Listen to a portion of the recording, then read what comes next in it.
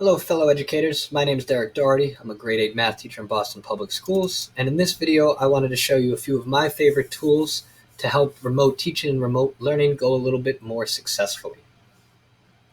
Every single tool or application that I reference in this video today is linked in this document I'm showing you. You can get to this Google document by typing in tinyurl.com/myremoteteachingtools. And I think tinyurl is a fantastic site if you're looking to give your students short, easy links to type in and remember. Now, if you're anything like me, when remote learning started, you found it's really difficult to engage students in the same way remotely that you could when you had them in person. It's challenging for me to be able to show my students a math problem or the text that we're analyzing, to be able to show them my notes or whiteboard when I'm working on that problem, and to also keep a picture of me so there's a little bit of engagement and entertainment for the students. At the same time, since it's digital, I also need to find a way to be able to mark my screen up and let students easily follow me along. The first three tools listed here in this document, and number one is the main tool we're going to talk about here, are tools that help me do that. If I'm trying to create videos, a bunch of you might have heard about Screencastify already. I'm going to show you Open Broadcaster software, which is similar to Screencastify, but has a couple extra bells and whistles that help you go a little bit further for students. At the same time, when I'm using Open Broadcaster software, you're going to see me writing on the screen, whether it's text or highlighting things, marking them up. ScreenBrush is the tool or the application that allows me to do that.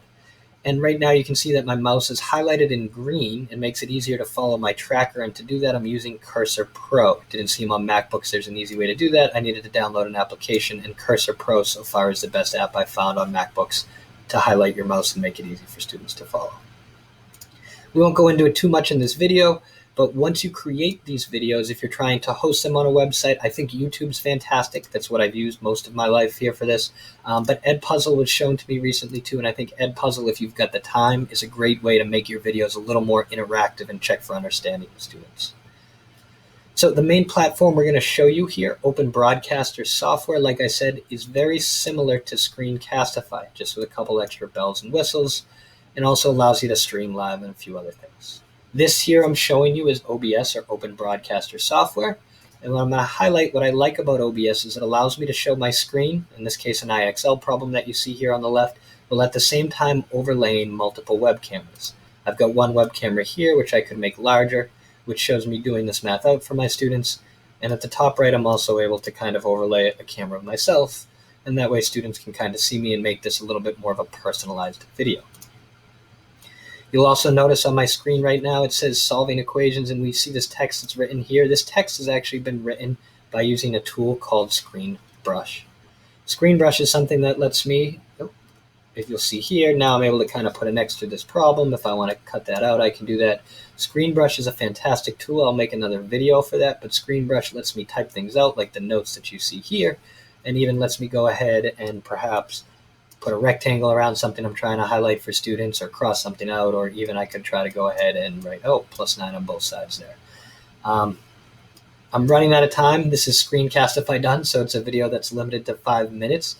I'm going to make a separate video for OBS that really gets into the details of how to use OBS. But as you're looking towards the bottom here, basically you just add sources, which allows you to pull in different, whether it's your Chrome window, whether it's your webcam. It lets you pull in different sources, add them to this little display dashboard here, and then you just simply hit start recording, and it creates this nice video which incorporates these webcam overlays in addition to the actual math problems you're looking at.